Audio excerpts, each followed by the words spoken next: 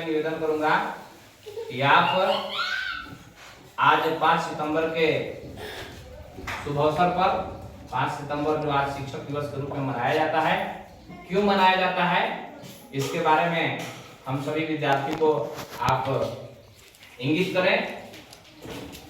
श्रीमान लव कुमार पांडे जी। आदरणीय उपस्थित अभिभावकगण,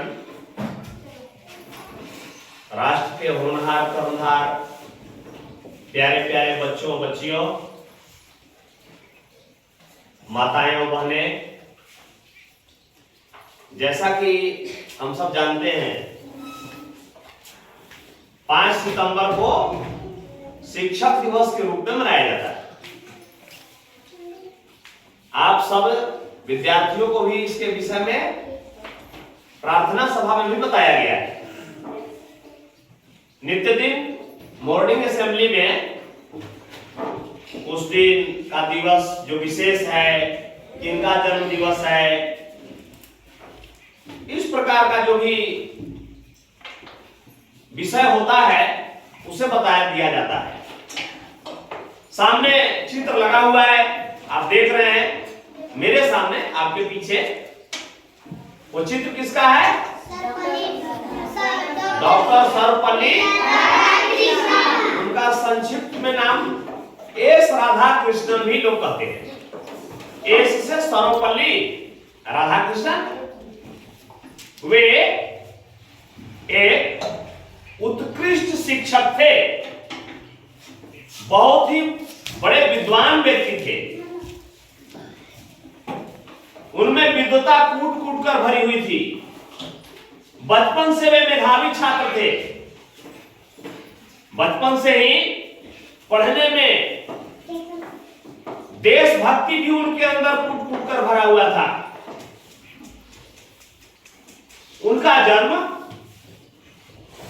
आज ही के दिन अर्थात 5 सितंबर 1888 ईस्वी को हुआ था। कब हुआ था? हाँ, 5 सितंबर 1888 ईस्वी को इसका जन्म हुआ था। डॉक्टर सर्वपल्ली राधाकृष्णन जी का जन्म हुआ था।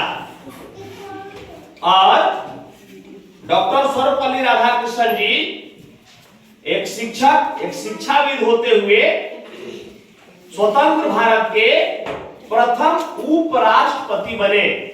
जो अभी श्री जगदीप धनखड़ जी जिस पोस्ट पर हैं, उसी पोस्ट पर वो पहली बार बने। स्वतंत्र भारत के, आजाद भारत के पहला उपराष्ट्रपति कौन बने? डॉक्टर सर्वपल्ली। तथा स्वतंत्र भारत के दूसरा राष्ट्रपति वो बने। डॉक्टर राजेंद्र प्रसाद जी के बाद डॉक्टर सर्वपल्ली राधाकृष्णन इस आजाद भारत के दूसरे राष्ट्रपति बने। राष्ट्रपति इस देश के प्रथम नागरिक होते हैं। और डॉक्टर सर्वपल्ली राधाकृष्णन जी को भारत देश का नागरिक का जो सर्वश्रेष्ठ सम्मान होता है, भारत रत्न,